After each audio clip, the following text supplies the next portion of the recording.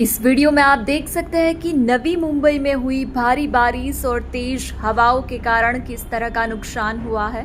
मुंबई में मानसून की दस्तक के साथ ही 40 से 60 किलोमीटर प्रति घंटे की रफ्तार से चली तेज हवाओं की वजह से पार्किंग में खड़ी गाड़ियां पर भारी टीन शेड गिर गए हैं, जिससे कई गाड़ियां क्षतिग्रस्त हो गई है।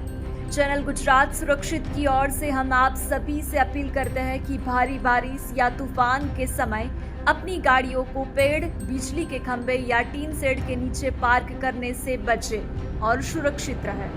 अगर आपको यह वीडियो जानकारीपूर्ण लगा हो तो इसे लाइक और शेयर जरूर कीजिएगा।